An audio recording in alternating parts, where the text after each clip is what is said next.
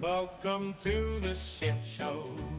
Every single day, a new flavor of fuckery. Cause everybody's such, you see, and they're dumber than a bag of clots.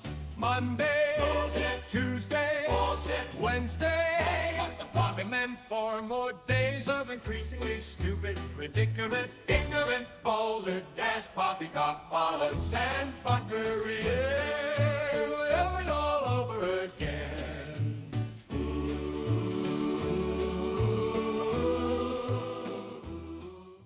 Welcome to the shit show. Every single day, a new flavor of fuckery. Cause everybody's such, you see, and they're dumber than a bag of clots. Monday, bullshit. Tuesday, bullshit. Wednesday, what the fuck? And then 4 more days of increasingly stupid, ridiculous, ignorant, boulder, dash, poppycock, bollocks, and fuckery. Yeah, it all over again.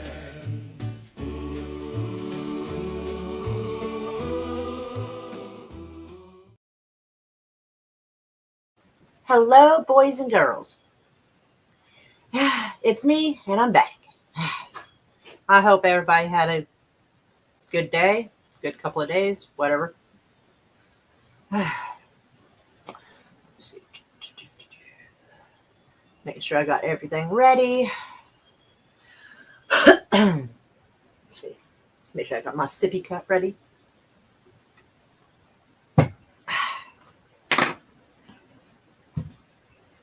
All right. Excuse me. All right.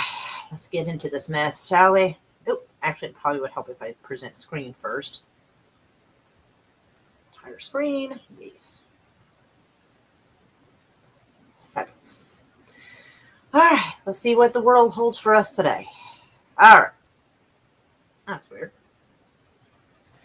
So Israel strike in Beirut kills 5 as Lebanon Hezbollah accept U.S. ceasefire deal or proposal. See, and it's crazy. So, I mean, yeah, that sounds great. Ceasefire sounds fucking terrific. At least in my opinion, it does. Except, I don't think it's going to really work out because Israel thinks that southern Lebanon is northern Israel. They're just going to keep doing that, you know. They're like, well, we were here too, and here, and over here, you know. So let's see what this deal has in store. See, an Israeli strike killed 5 people in central Beirut on Monday. Lebanon's health ministry said the second day in a row Israel has hit a target within the capital as it's pressing its campaign against the Iran-backed armed group Hezbollah. That's rough looking. That looks like a parking garage, kind of.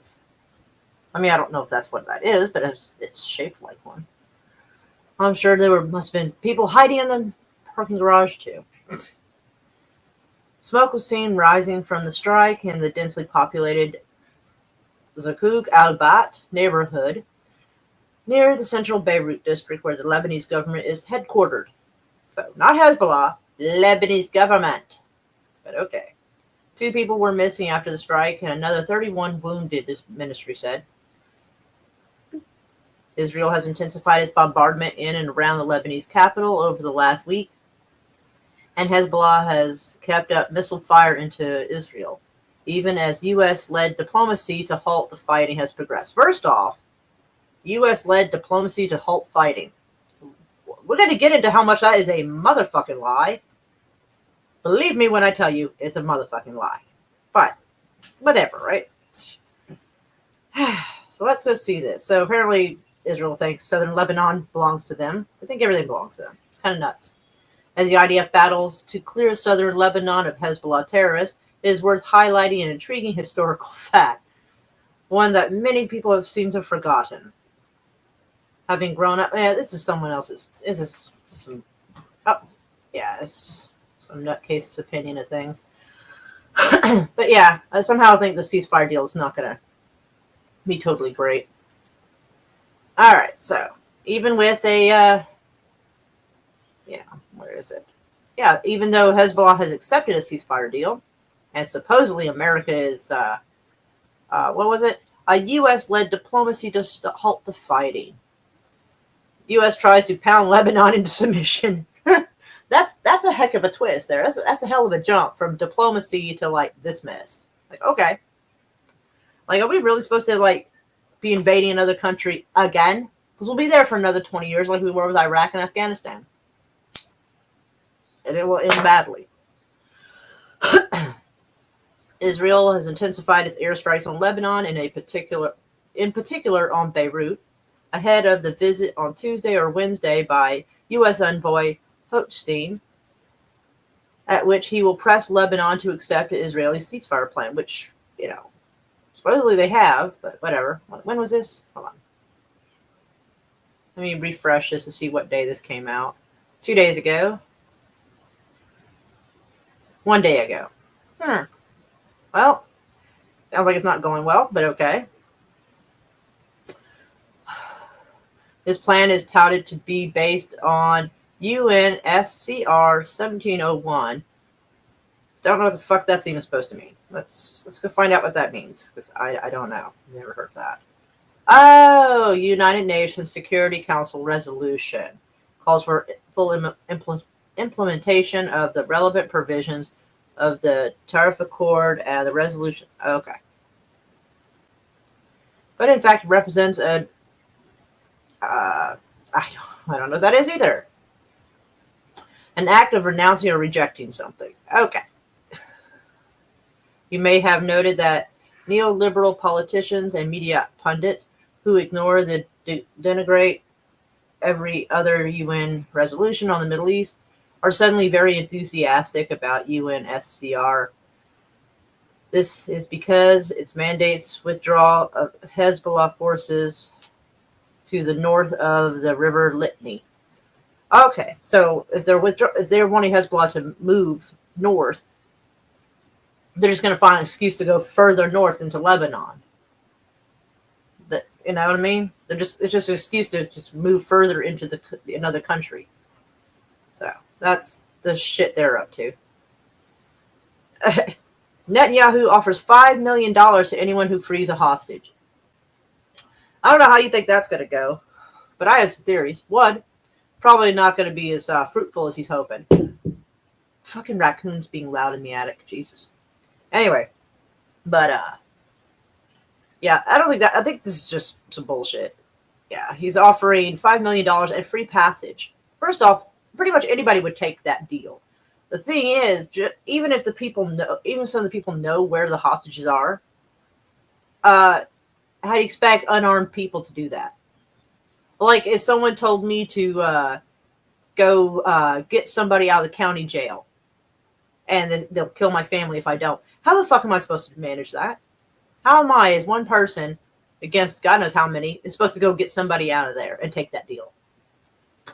You know? They're not being just kept in a tent somewhere. Well, I mean, at least I don't think so. I mean, I don't fucking know.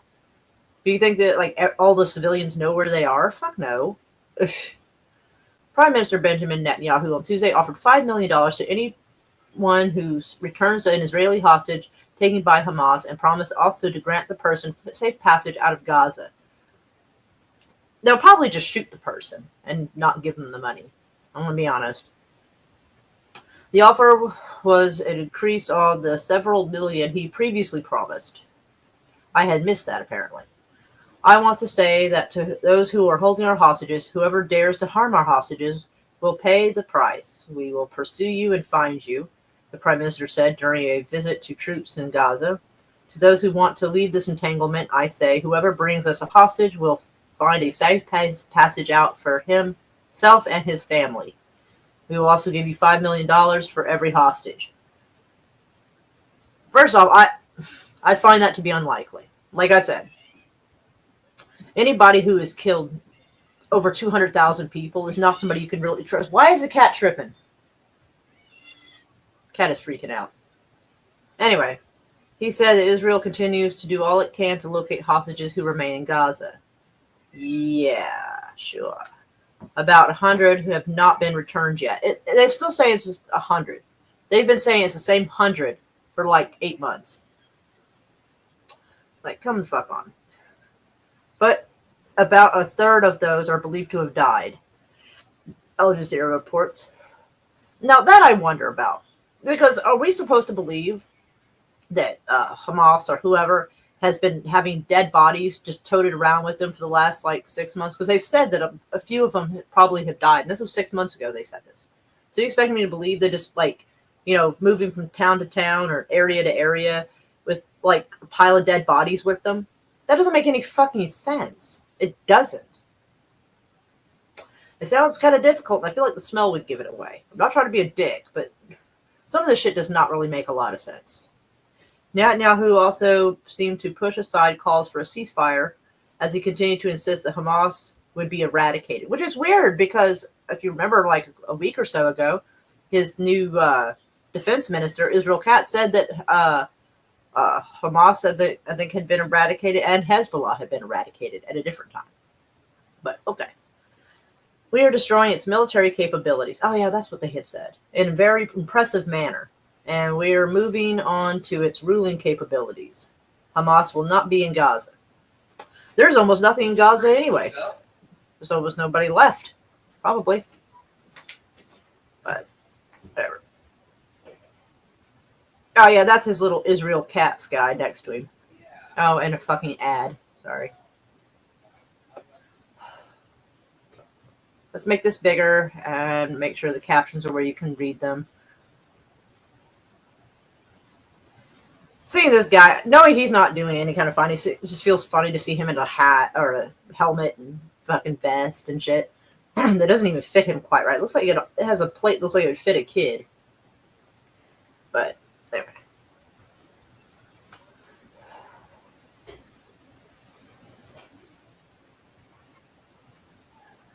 Hi, Bob.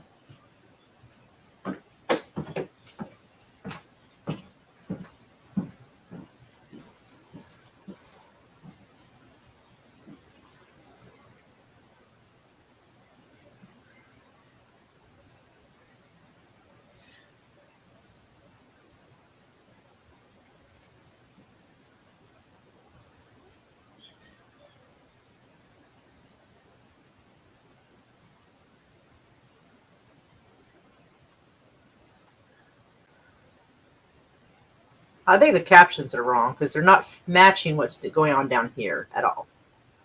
So I assume the news people have fucked up the captions. Somebody did. Anyway, $5 million in free passage. I find that unlikely. Plus, if they keep begging for money, it's our $5 million. Technically.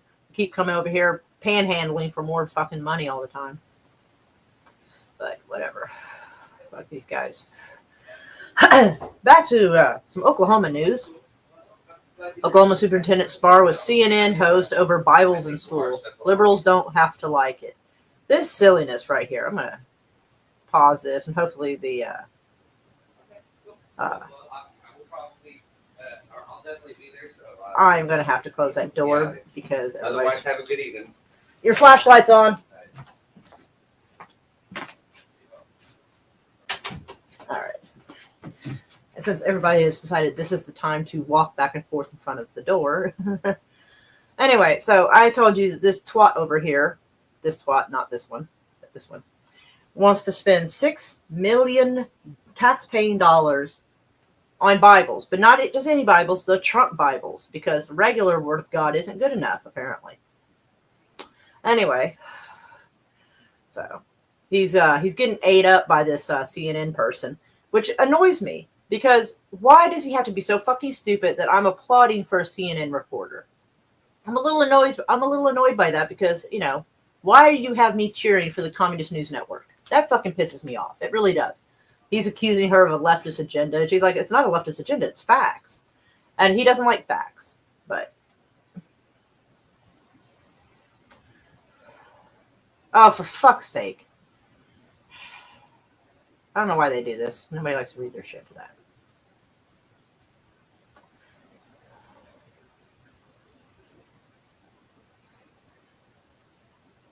It's interesting that Trump has got a clear mandate to bring prayer and stuff back in schools when he has a Bible that's going to help profit him.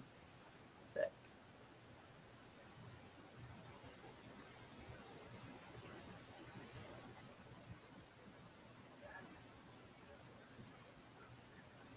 mhm. Yeah, he's like, thanks a lot for pushing that left-wing agenda. She goes, it's not a left-wing agenda. There is a petition with 15,000 signatures to have you removed. He has a stupid smile on his face. It makes me want to punch him. Like, she's just asking him basically what he thinks about the petition. That's not her pushing a left-wing agenda. Oh, 14,000. I thought 15,000.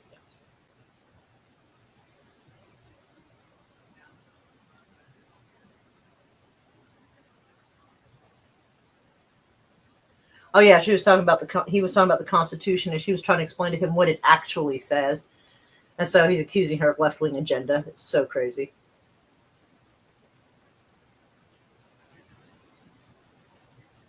And he says you can't rewrite history. Oklahoma has done nothing but try to rewrite history. Anytime someone talks about having history that involves like Black history or Native American history or anything like that, it's I forget what they were calling it. It was I forget what it was, but they were saying it was a liberal agenda to talk about that. So basically, the only acceptable history is white history, apparently, according to this. And I'm not even trying to sound like a leftist. I mean, history is made up of a whole bunch of different people. And wait, what? They want genderqueer and flamers? Oh, Jesus Christ! I didn't know you used that wording. Oh, fuck. Guys, isn't necessarily true. Yeah, he does do that. Yeah, the Bible they have mandated here in Oklahoma, it has to have the Ten Commandments in it. Like, apparently having it up on the wall or in another book is not good enough. They want a Bible specifically that has the Ten Commandments and or not the and the Ten Commandments. But I was saying the Bill of Rights. I'm sorry, but that's in it too. But Bibles always have the Ten Commandments in it. So.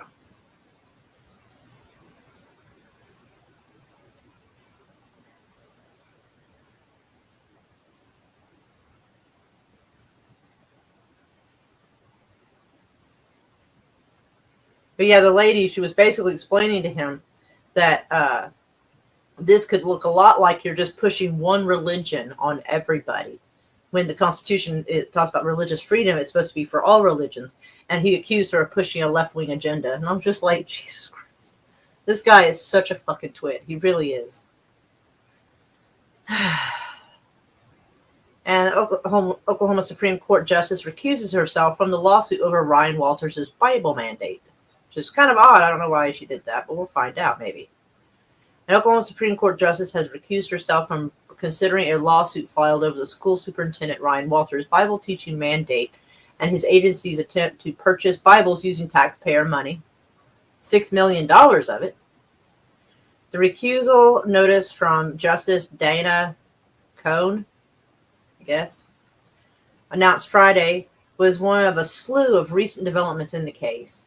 The 5 appointed members of the Oklahoma State Board of Education and the Office of Management and Enterprise Services also filed a response in the case. A group of 32 Oklahomans representing children, parents, children, public school teachers, and faith leaders filed a lawsuit. So faith leaders even filed a lawsuit October 17th asking the state Supreme Court to halt Ryan Walters' mandate and bar the Oklahoma State Department of Education, which Ryan Walters leads, from spending $3 million in state money on Bibles. The lawsuit asks that the Supreme Court to hear the case directly and bypass the state's district courts. Walters, a Republican, argued his initial response to the lawsuit that if the case continues, it should proceed through the district courts. He called the lawsuit a hypothetical, indefinite, and non-justifiable controversy absent of actual urgency. He just doesn't want to go to the Supreme Court because he knows he'd probably lose. Cohn, who was appointed to the 9-person court by Republican Governor Stitt in 2021, wrote her a recusal notice. She was doing so due to an entry of appearance in a case by attorneys representing Oklahoma State Board of Education, which is a defendant in the lawsuit. She said that she could hear the case. Said to hear the case would be appearance of impropriety under the Oklahoma Code of Judicial Conduct, but didn't explain why. Sounds like she probably just wasn't going to, vote in favor of what they would have wanted, but knows it's wrong and probably just wants to be not in that mess.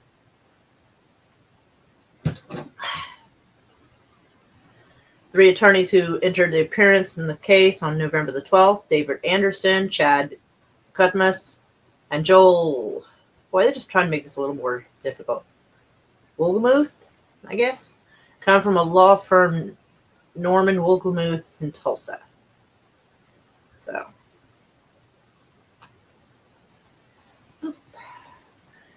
it just gets a little weirder. But Missouri man found guilty by federal jury for conspiring to murder border agents and shooting FBI agents. Oh, shooting at FBI agents. I mean, I can understand the urge to do that, but let's go see. A Missouri man has been found guilty by a federal jury for his role in a conspiracy to murder U.S. Border Patrol agents and shooting at FBI agents during arrest. Wow. According to the U.S. Attorney's Office in the Western District of Missouri, 34-year-old Jonathan Odell of Warsaw, Missouri, was found guilty on November the 7th, along with a man from Tennessee. Investigators say the two men, both part of the 2nd American Militia, were planning to travel to Texas to shoot at illegal immigrants crossing the United States into the United States-Mexican border. They also planned to murder officers and employees of the U.S. Border Patrol who would attempt to stop them. So you want to shoot at illegal aliens and shoot at the people who are trying to stop immigrants? What the fuck? I don't know if he knows what side he's on. Odell and Brian Perry of Tennessee were found guilty of conspiracy to assault federal officers and employees and conspiracy to injure federal officers and employees. That's kind of the same thing, but I think they're just nitpicking. They were found guilty of 7 counts of attempted murder of FBI agents, 7 counts of assaulting FBI agents with a deadly weapon, and 3 counts of assaulting FBI agents. I feel like that's kind of the same thing, but whatever. And 14 counts of using a firearm in furtherance of a crime of violence. 14 counts? How do they get 14 counts out of that? And 1 count of damaging federal property. Whew.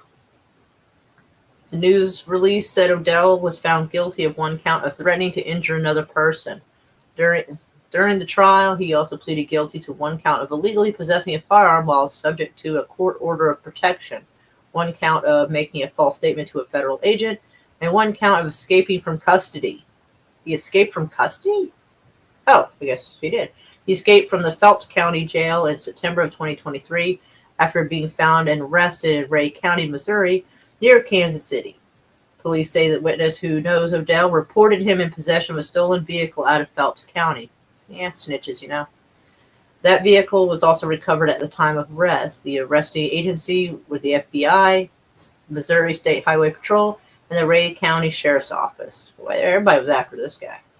Odell and Perry found the Second Amendment militia in 2022. Man, he managed to have that shit for about a year before it went to shit, and attempted to recruit others to join. The two even advertised a recruitment event in Warsaw before leaving for the border. In October of 2022, FBI agents arrested Odell and Perry at Odell's house. They were using it to prepare for a trip and collected firearms, paramilitary gear, ammunition, and other supplies. Well, I mean, you got to go prepared, I guess, huh? Whew. Well, damn, that's wild. All right, I guess. Next article. Military veteran gets time served for making ricin out of curiosity. How the hell do you make ricin out of curiosity, though? Oh my gosh. he got snitched on. You know it. A Marine Corps veteran who pleaded guilty to making ricin after his contact with Virginia militia prompted a federal investigation was sentenced Wednesday to time served after a probe concluded that he had no intent to harm others. When the FBI arrested Russell Vane, 42, of Vienna, Virginia, in April, authorities feared the worst. A homegrown terrorist whose interests... Oh, sorry, my cat was acting weird. See. Whose interest in explosives alarmed even members of the militia group who thought Vane's rhetoric was so extreme that he must be a government agent sent to entrap them. The FBI has done this to people, So now they're like, anytime someone sounds extreme, they're like, uh-oh, that's got to be a Fed. I wonder if they felt weird when they found out he wasn't. Oh, dang. Fears escalated when a search of Vane's home found castor beans and a test tube with a white substance that tested positive for ricin. Yes, ricin comes from castor beans. Vane also strangely took steps to legally change his name shortly before his arrest and posted a fake online obituary. Let me explain how stupid that is. It's definitely strange. He took steps to legally change his name, which means they're going to have a record of his name change. So you can't, there's no point in posting an online obituary. You've legally changed your name, so the government is still going to know who you are. And you still have the same social security number. This guy's fucking stupid as shit. Oh my God. Wow.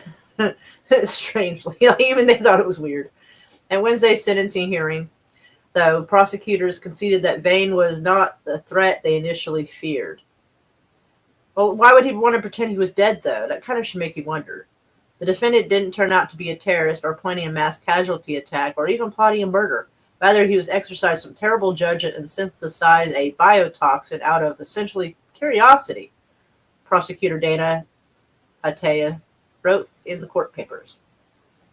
The investigation found that Vane, who worked as an analyst for the National Geospatial Intelligence Agency before his arrest, was troubled and isolated after the pandemic and fearful of world events like Russia's invasion of Ukraine.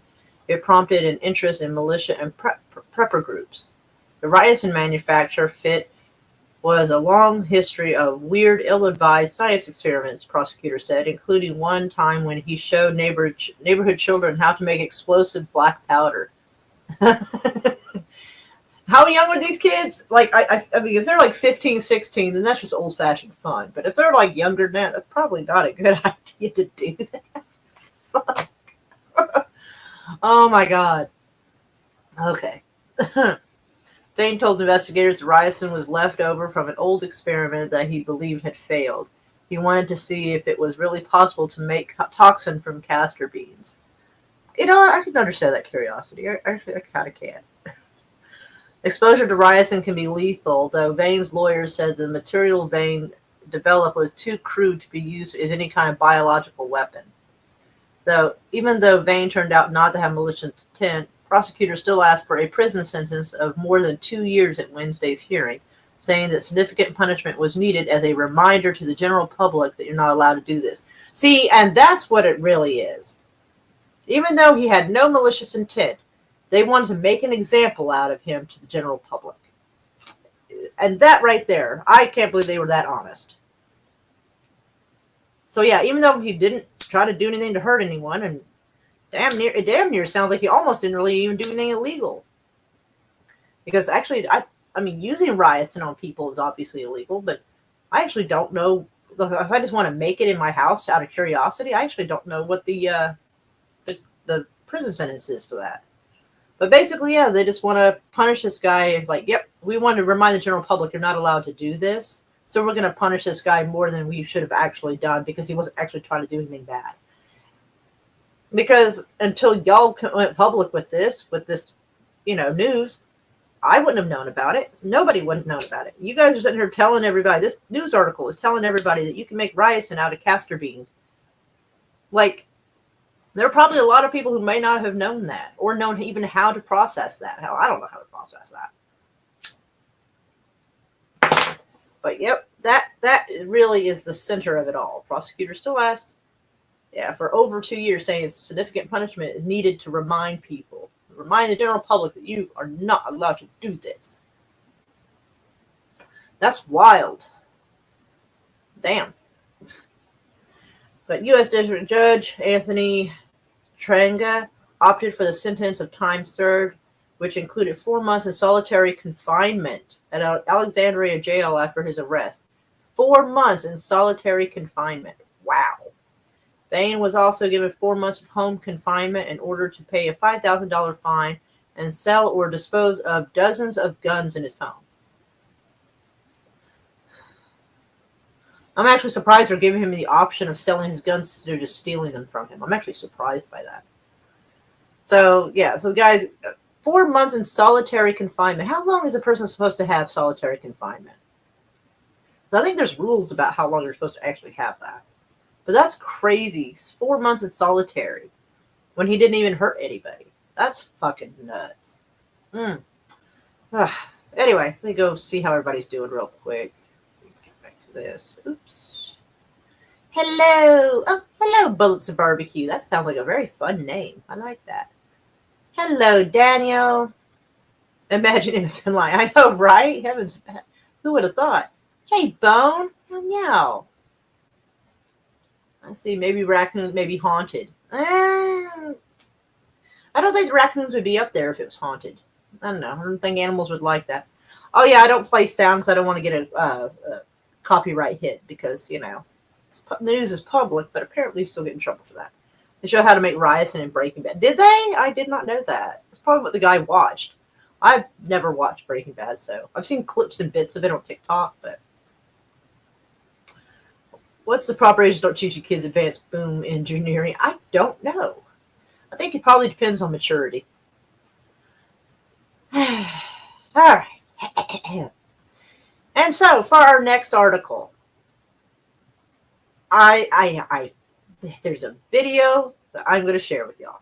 So, former Oath Keeper who helped January 6 prosecutors sentenced to probation. A former member of an anti-government Oath Keepers was sentenced to probation Tuesday after serving as a key witness for prosecutors.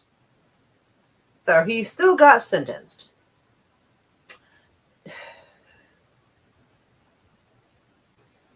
Probation, but he's probably still going to have a felony and everything else on his record. So I wanted to find a cute little song for that because the guy turned on his own people. The Oath Keepers always go on about how, the government's going to do anything wrong. They're going to be the ones that save us. And as soon as the government gave him pressure, he snitched on his own people. So here's a song.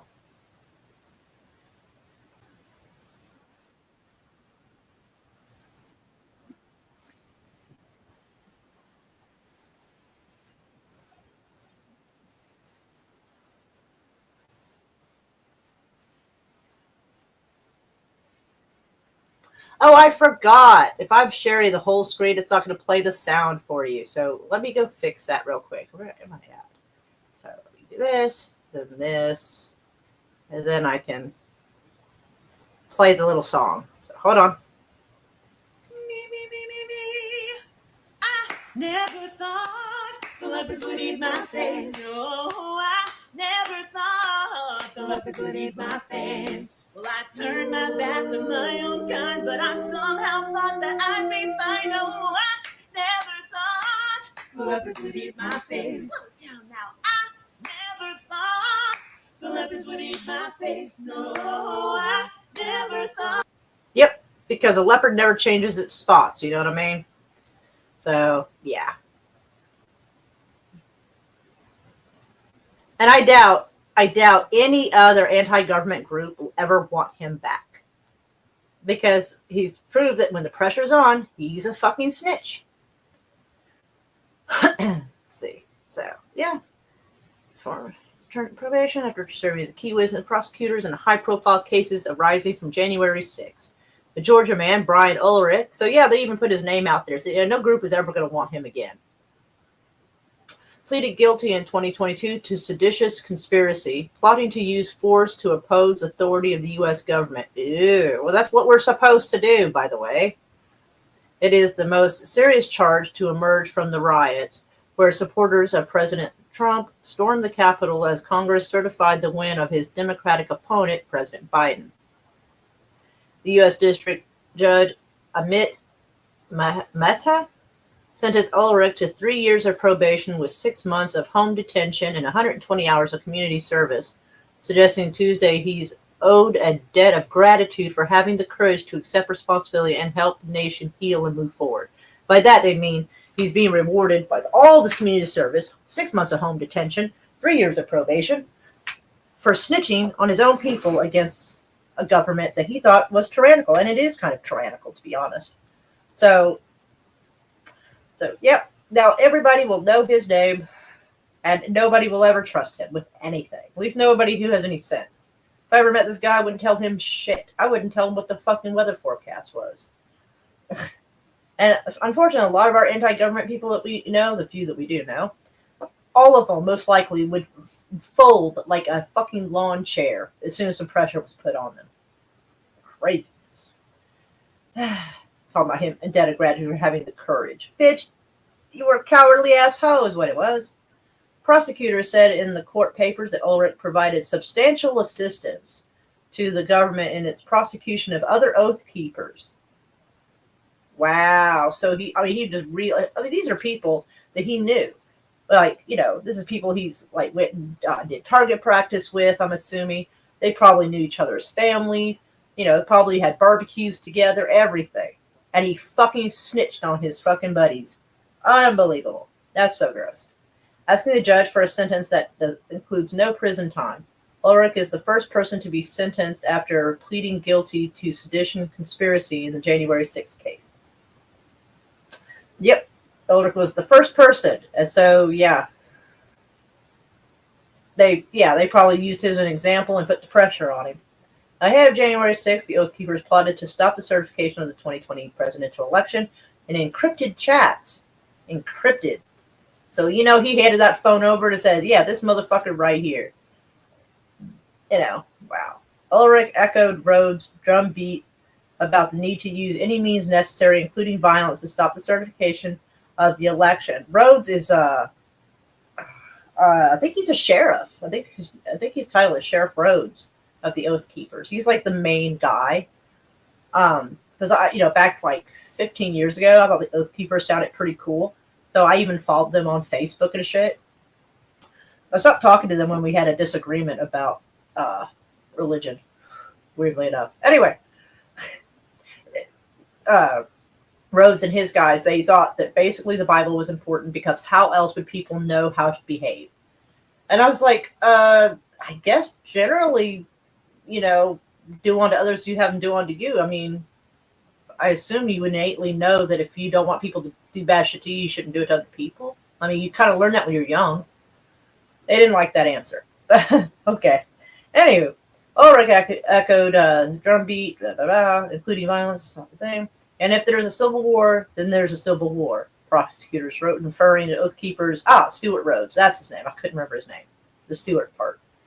So yeah. But yeah, that's one of the reasons why it would be very difficult to ever defend ourselves against the government, because you got like snaky little motherfuckers like Ulrich here who will snitch on you, being his friend will make no fucking difference. That's why I discourage people from joining these groups. I don't discourage people from being against the government. I just discourage you from joining groups because you can't trust anybody. Because even if you don't have a Fed infiltrator, which usually they will have one or two of those, even if you don't, you have to worry that your fellow brothers in arms are going to be little fucking snitches. Though never used, the group shared a cache of guns at the Virginia hotel that could be transported into Washington and established quick reaction force teams. Well, that's how you do it, man. Yeah, you got to have shit ready. At trial, several Oath Keepers argued that they never planned to attack the Capitol. The prosecutor said they seized on that moment. Rhodes was convicted by a jury of seditious conspiracy. Okay, I was reading that wrong. Seditious conspiracy, and sentenced to 18 years in prison for orchestrating the plot. Yeah, because he did the whole thing by himself, I'm sure. Several other extremist groups, including the other Oath Keepers, were convicted of sedition. Ulrich did not testify in Rhodes' trial, the first of the oath for the Oath Keepers leader, but he did take the stand on the second trial against another member of the group who were convicted. His attorney said in the filings that he distanced himself from the group after the riot. Yeah, I'm sure. He got scared. Rhodes founded the Oath Keepers in 2009, and it ballooned into a major extremist force in the U.S. However, his jailing practically dissolved the group. 3 other former Oath Keepers who cooperated with the government have also been sentenced to probation. Honestly, they have been after Stuart Rhodes for a long fucking time. In fact, I think it would be wild to actually say that because they have been looking for an excuse to go after the Oath Keepers for many fucking years, that part of this, they probably knew. They probably had an inside guy, and they probably, knowing how the Oath Keepers are, they were probably posting on fucking Facebook that they were going to go and like help protest at the Capitol. Like they probably did advertise that. So that might be one of the reasons why there might have been a bunch of feds in the crowd egging this shit on like it was, because they were wanting this opportunity here to dissolve any anti-government group. And they fucking did it. In fact, I wouldn't be surprised if Ulrich actually was a fucking fed or was working with them from possibly the get-go. Quite possibly. Because it's weird. It's like, I don't know. I mean, some other Oath Keepers cooperated, but yeah. But you got to imagine that the ones who didn't cooperate were the ones who were standing their ground on this. And they're not naming the other ones, it seems. But yeah, so Ulrich is a fucking bitch. I hope his wife is fucking the pool boy. And I hope his children aren't his. Because he's a fucking coward. And I hope his dick doesn't work. Next article. Alright, so last time we were talking about how Matt Gaetz was a representative, and he basically quit or resigned so he could become, what the fuck is he becoming? Fuck. Try to remember. There's been so many new people being appointed. I'm trying to remember what the hell he's supposed to be. Fuck it. We'll get to it anyway. But anyway, there's an argument on whether or not his background check and all the stuff he's been doing while in office should or should not be disclosed. Well, Representative Marjorie Taylor Greene calls for a full disclosure of all ethics reports if Gaetz gets released. Good. I think that's a great idea. I'm assuming that she is saying this because she wants to protect her little buddy here. But it also tells me that she knows that there are other people's reports that are not so ethical. So I think someone should actually take her up on it and be like, yeah, let's release everybody's. But she's probably counting on the fact that they're all a bunch of shitbags, and they are not going to want their private stuff, well, semi-private stuff, put out there. So she's hoping that's going to stop them from releasing his shit. But this is a guy who was also, on trial, or at least was, and they dropped the charges that he fucked a 17-year-old girl. So, whatever. The House Ethics Committee is facing scrutiny over an unreleased report related to the investigation into former Florida Representative Matt Gaetz. House Speaker Mike Johnson, in an appearance on the news program over the weekend, urged the House Ethics Committee not to make public the content of the report and to uphold the congressional customs. Mike Johnson is probably really scared to have any kind of ethics report come out because he has been a scumbag since day fucking one. I don't know anything about the contents of the report. Bullshit, you don't. Why else would he be freaking out about this? I don't know anything about the contents of the report, but the way the rules work, of course the Speaker of the House can't put a thumb on the scale or be involved in the Ethics Committee report. What I do know is that the comments about there being a precedent for releasing the reports is not exactly accurate. It's happened a few times, and remember last time we talked about this, he was like, well, that's because I wasn't House Speaker then. I am now. Yeah, it sounds like he's got more control of this than he's claiming. He argued that since Gaetz is no longer a member of the House of Representatives, releasing the report would breach protocol since the matter is technically out of the hands of the Ethics Committee. I think that is absolute horseshit. But a few of his Republican colleagues and a large number of House Democrats think otherwise. Meanwhile, the House Ethics Committee plans to stay mum until the members decide what to do. Should the report be released, Gaetz's future in the Trump administration could be in trouble. And I think that's an issue. If you think a release of his report would jeopardize him being in Trump's cabinet, there's maybe a reason for this. You know, maybe he shouldn't get the fucking job. The fact they are playing in our face saying we can't show you what it says in there because it might jeopardize his Trump administration job. Then you shouldn't hire him. The fuck? Gaetz, who was tapped by President Donald Trump as his nominee for U.S. Attorney General, that's what it is, I couldn't remember, faces sex trafficking allegations. And that's the shit we do know about. Can you imagine what must be in that fucking report that they don't want released? Can you fucking imagine? He also allegedly has sexual relations with a minor. That would be the 17-year-old I mentioned. The criminal investigation into him did not lead to any charges, and the former House Florida representative has denied these accusations. He resigned from Congress last week amid the House investigation. And that is possibly one of the reasons Trump is giving him this job, to help bail him out of getting in trouble.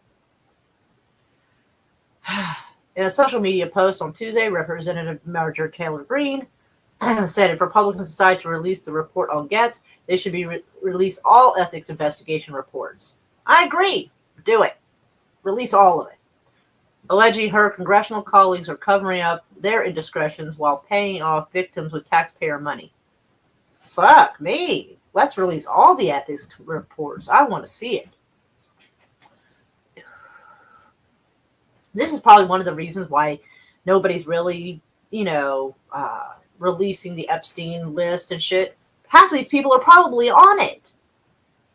For my Republican colleagues in the House and Senate, if we're going to release the ethics reports and rip apart our own that Trump has appointed, then put it all out there for the American people to see. Yes, do it. Yes, all ethics report and claims, including ones I filed, all your sexual harassment and assault claims that were secretly settled, pay off victims. Did she just admit to a crime? Hold on. Yes, all ethics report claims, including the ones I filed, all of your sexual harassment and assault claims that were secretly settled. So is she admitting this? She's admitting that she helped settle claims of sexual assault with taxpayer money. Then she filed it. She got so mad she snitched on herself. Oh, fuck. Former Republican Representative Peter Meijer of Michigan, a never-Trump Republican who lost his seat in the primary, replied to Greene's post saying, I find this completely unobjectionable. So apparently he is perfectly fine with her releasing it. Like, go ahead, do it. It sounds like he is probably not one of the people that was in those filings. So the fact that she's admitted that she has filed their sexual harassment and assault claims that secretly were settled with taxpayer money. I can't believe she fucking just admitted that shit. I'm flabbergasted. My flabbers have been gasted, y'all. I'm going to keep that for a TikTok video later. House Ethics Committee votes against releasing Matt Gaetz report. Of course, because they're fucking crooked as shit. That tells you everything you need to know right there. These people need to be out of office and in jail. Every fucking one of them. Fuck it. Except for that one guy that reported, go ahead, do it. Like, except for him. He might be all right. The House Ethics Committee won't, at least for now, release the report of former Representative Matt Gaetz, its chairman said following a 2-hour meeting. Yeah, they're probably figuring out how much they were going to lose if they did. Why it matters. Gaetz is President-elect Trump's nominee to run the Justice Department, fucking ironic, as Attorney General. Mike Johnson publicly opposed the report's release, arguing that it would break precedent because Gaetz has left the House. Then the question is, why didn't they release it before he left the House? That's the question you got to ask yourselves. It's probably everything you're thinking and worse. There is no agreement by the committee to release the ethics report. Ethics Chair Michael Guest told reporters leaving Wednesday's meeting. He did not say whether the 10-member panel, which is evenly split between Democrats and Republicans, voted on whether to release the report. A party line 5-5 vote means that the report is kept under wraps. Then, you know what? I think we should just Molotov cocktail their fucking cars and shit. You know? I mean, they've pretty much said they're guilty. I mean, just this behavior right here says they're fucking guilty. Democrats and Republicans alike. Get them all. Oop, kids are being silly. Oh, yeah, I told Chris we should put a little bow on that. Sorry, I got my daughter some ice skates early for Christmas. Yeah, he just said your ice skates on his table. I was like, okay. Yeah.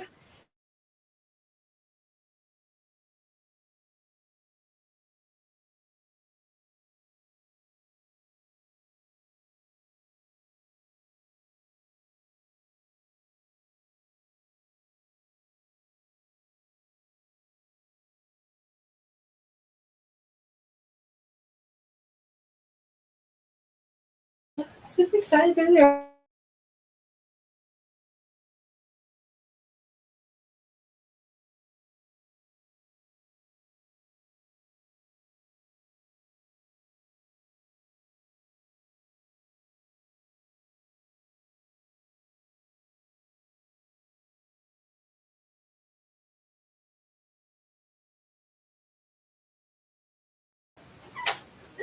She just got home and she just found out she has ice skates and she's super excited. Sorry about that.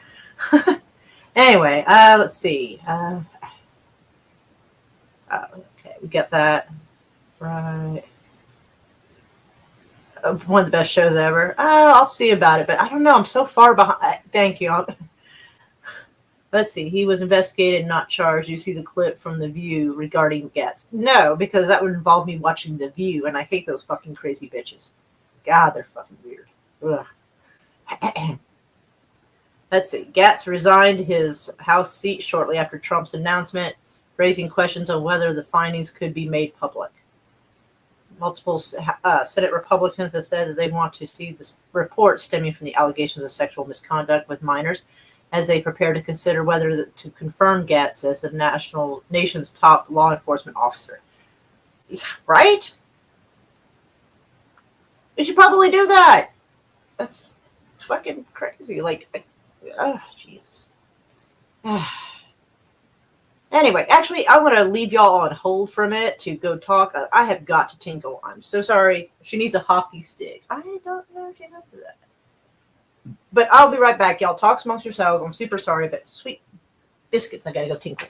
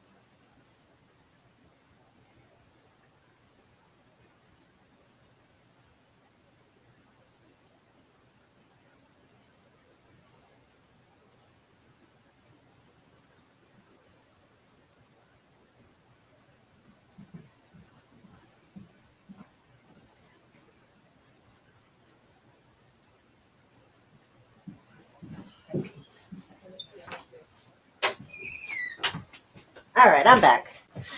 Sorry about that. Okay. All right, so off to other stuff. So let's see.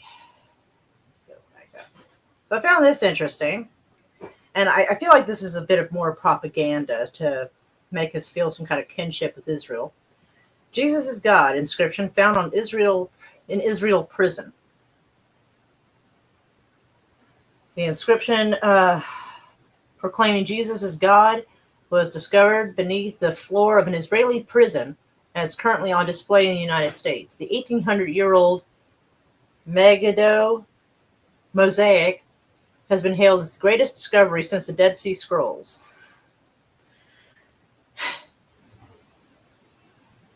And I tried running this through different programs to translate it. There are a few sites that are supposed to help translate ancient Greek, and not a single one of them could fucking do it. And so I thought that was a bit strange. So I don't see on there, like, we don't know what this says. Hell, this could be just like a restaurant. This could be the floor of a fucking restaurant with the fish. Because, I mean, maybe these are considered like plates of food around it. I don't know. But I tried screenshotting these and running through translators, and it could not do it. So I don't know. Maybe y'all can find a better way to do it, but I just couldn't. So I can't even verify what any of this says. I mean, this says obviously it's a bunch of shit. It says a lot more than Jesus is God. Obviously, it says a lot more than that. So we don't know what it is, but yeah, this apparently was found in, I think, 2005. I don't know if it says where. Let's see, it was physical evidence that practice and beliefs of early Christianity, including the first archaeological instance where the phrase God, Jesus Christ. Okay, so I guess it says that too, or that is what it says. I don't know. The unearthing process carried out by archaeologists from the Israeli Antiquities Authority took 4 years to recover the 581 square foot mosaic floor. This theologically significant relic also included the name of the Roman officer who commissioned the tile during the Roman occupation of Judea. Additionally, the mosaic contains the names of 5 women, emphasizing the key roles they played in the early church, which is not something I assume was very commonly found. So I'm sitting here kind of wondering, like, if we're being bullshitted here. But I guess this article doesn't say it, but there was another article that was saying that it was found around 2005. But this is the first I've heard of this, of course. Oh, it is. Discovered in 2005. There it is. Right next to where I highlighted. Some fucking idiot and I didn't see it. So, yeah. If y'all feel like trying to find a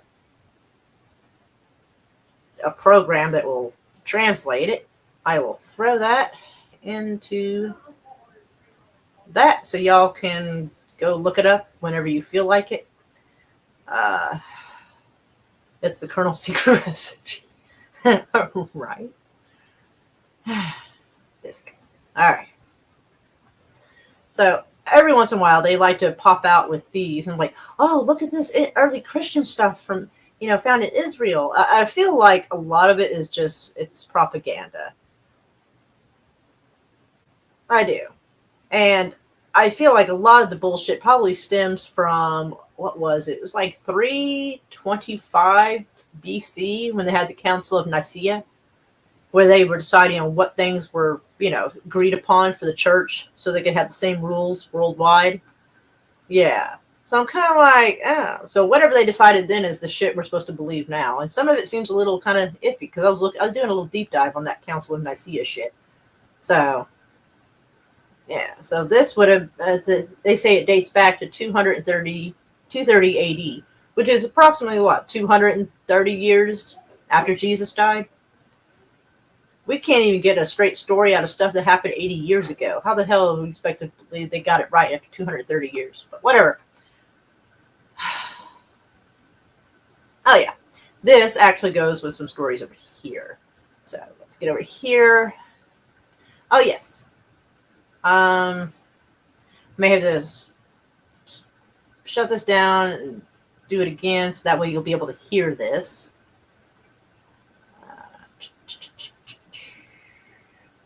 So, yep, some crazy shit going on in the Baltic. 2 undersea internet cables in the Baltic Sea have been cut. One that connects Finland and Germany and a nearby link between Lithuania and Sweden. A repair ship has been sent to investigate the cause of the damage. The foreign ministers of Finland and Germany said they are deeply concerned about the incident. And,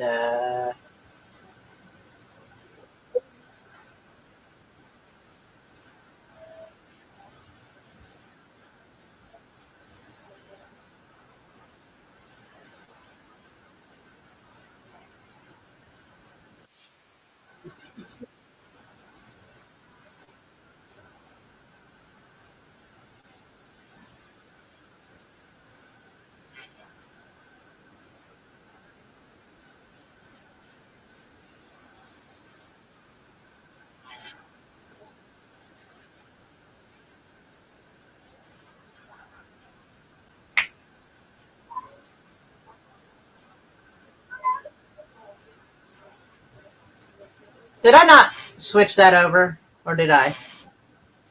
Let me fix that because I think I didn't. Sorry. Norwegian fisherman accidentally caught a U.S. submarine. Yes, you heard that correctly. He caught a U.S. submarine.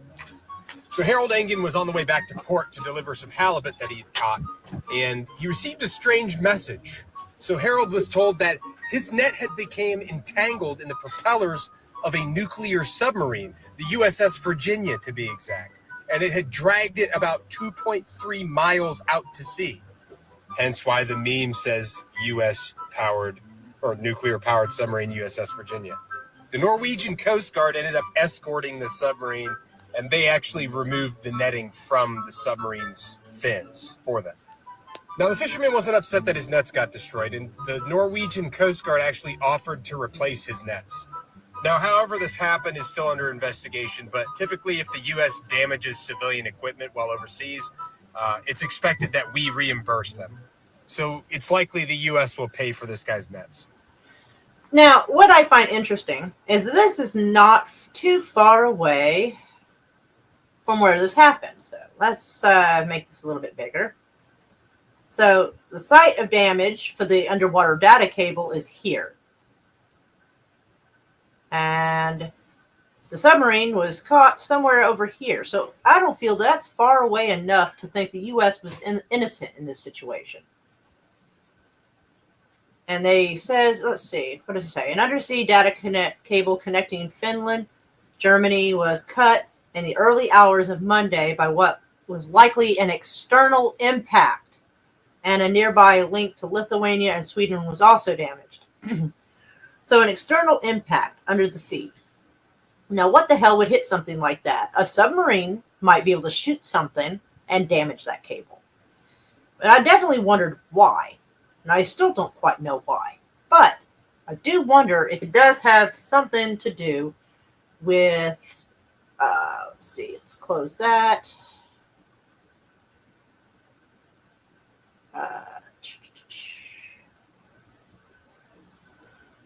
Because a while back we were talking about this, where it says amid its own war, Israel is sending an Arrow 3 air defense to Germany in 2025. And I talked about this about 2 weeks ago, and I was sitting there like, why the hell would Germany need something like this? Like, are they getting the band back together? Like, what the fuck? Why would you need this? And then I found this. So apparently Germany's, getting mouthy with Russia. And I'm like, oh boy. And that might be why someone may have cut the data cable. Now, it's either to fuck up somebody being able to send data, or it's to be able to blame Russia for it. They might try to blame Russia for this when it was an American submarine that was not too far away that could have had it done. Because, yeah, we got... Russia probably does have some shit running around their waters, probably here and there. I don't doubt that they do. But if the U.S. submarine was somewhere in this area, there is a little passage. Well, it's actually quite big, I'm sure, but on the map is a little small spot right here. They could take them directly to the damaged site of the cable that was, as you saw, damaged by an external impact. So I think the U.S. damaged this cable, and they're later going to try to blame Russia for it, and then use it as a reason for Germany to get extra uppity about it, because Bob, shut up. Sorry, my cat's meowing at the door.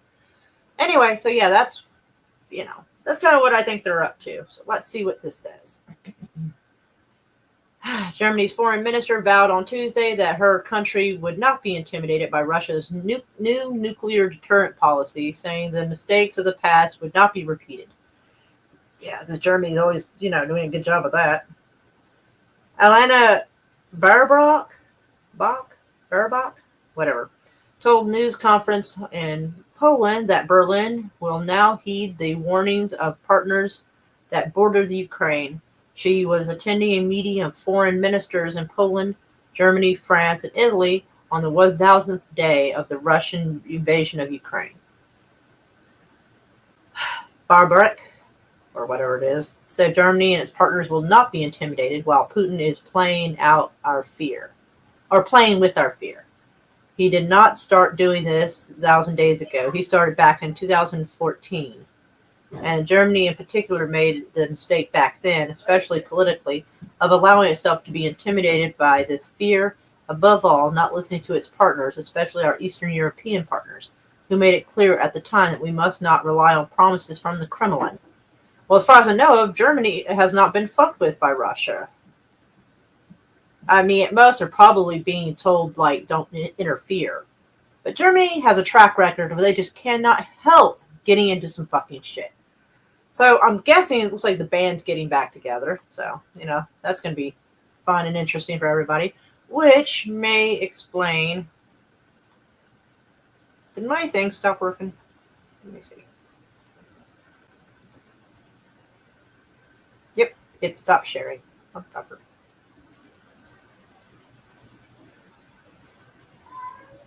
Bob, be quiet. Fucking cat. Where'd it go? There. So, yeah, I think they're planning something, obviously. Germany's planning to get into some stupid shit. Because if Israel is under constant bombardment like they claim, why in the hell are they planning to give one of their defense systems to Germany in 2025? That's looking pretty far ahead, isn't it, for something that hasn't even kicked off yet? But I think that cutting that data cable or something like that is going to be used as a precursor to blaming Russia for it. And then Germany's going to get involved because how dare you, strike our data cable or whatever. And then they're going to use that as an excuse to get into it. And they want to be able to protect their ass when Russia decides to, respond. So, yeah, that's pretty much what I think of that mess. Let's see. Anything else I need to do? All right. Clear that out. Oh, oddly enough, Dr. Oz. Dr. Oz is being hired by Trump, which really it's these guys. This guy's a fucking creep. This guy is such a weird little creep. Ugh. You should look up Rabbi Shmuley. Yeah, he's a fucking bizarre, creepy little man. He is so creepy. But yeah, everything over the past week was memorable and magical as Dr. Oz, America's foremost daytime host and the world's most famous doctor, toured Israel. Because, you got to go up there to Israel and pledge your fealty, or whatever that word is, to Israel so that you can have the job. That's the only way you can get a job in Washington is you got to basically bow down to Israel. Seriously, every person who's been picked for Trump's cabinet, go look them up. Just type in their name and then Israel or Wailing Wall, and you'll see them there worshiping the wall. I'm not shitting. Go look. I ain't making it up. From dancing the Hora outside the tomb of the patriarch in Hebron to dancing Friday nights at the Western Wall. Yeah, Western Wall. That's where they are. With Israel's soldiers and thousands of worshipers to meeting the Prime Minister, I guess that's how they spell it, Benjamin Netanyahu for 90 minutes of substantive conversation about Israel, Turkey, and the United States. Dr. Oz and his family showed the Jewish state extravagant love and admiration. Yeah, fucking bet.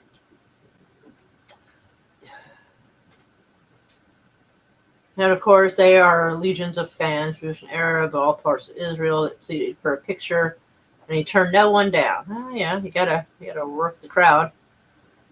So yeah, this is kind of crazy.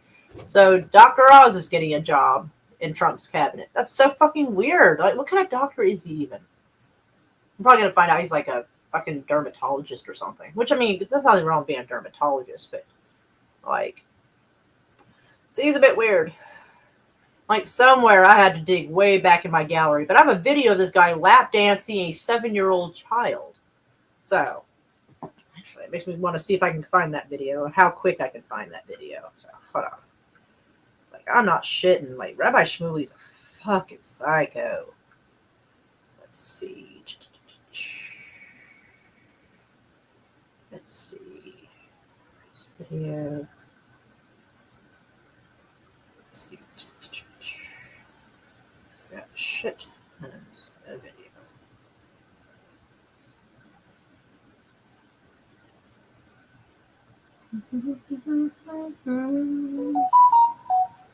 Not right now, people.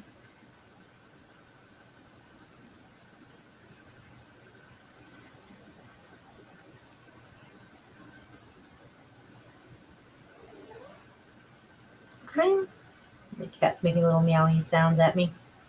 Oh, here we go. Found it. Okay. So let me. So yeah, Rabbi Shmuley that you just saw, me, Dr. Oz, little short fucker. Well, the video will loop.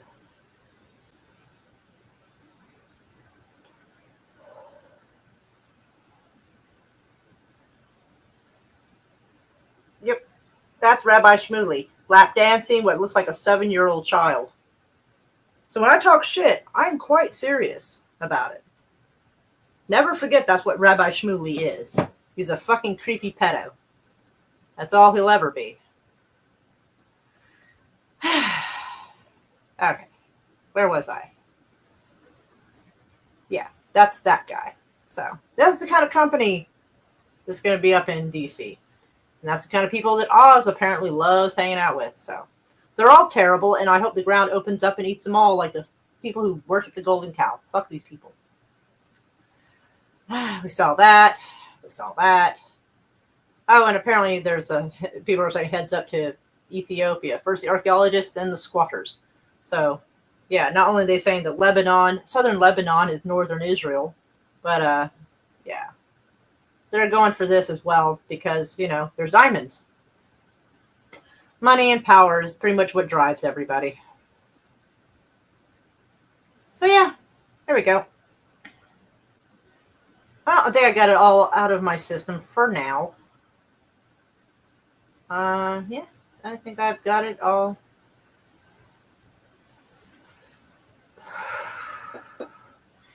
Anywho, well, let's see.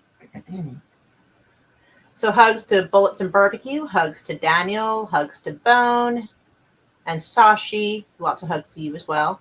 So glad y'all came by. I know I started a lot earlier, but there's a girl. What's her name? I'll have to go find it, but I think her Twitter name is Toasty Mosty 6969. And she's going to be having a live stream, and she wanted people to come and visit her, and it's at 7 o'clock, which is when I normally stream. So I was like, I'll make mine a little bit earlier, and I'll come hang out with you. So that's why I did this a little earlier than normal. But it works out because it gives me 15 minutes. So I apparently timed this as well as I could. So anyways, I love everybody. You're fucking awesome. You're great. Hopefully I'll see you over at Toasty Mosties. Just find her on Twitter, Toasty Mosty 6969. And it should have a link to like her live stream. So come by, say hi to her. She seems like a nice girl. I haven't really talked to her much, but she seems nice. Anyway, hugs to you, Bone. I do miss the little meows you would send. Those are so cute. Anyway, so meow. Welcome to the ship show. Every single day, a new flavor of fuckery. Cause everybody's such, you see, and they're dumber than a bag of clots. Monday, bullshit. Tuesday, bullshit. Wednesday, what the fuck? And then 4 more days of increasingly stupid, ridiculous, ignorant, boulder, dash, poppycock, bollocks, and fuckery. Yeah.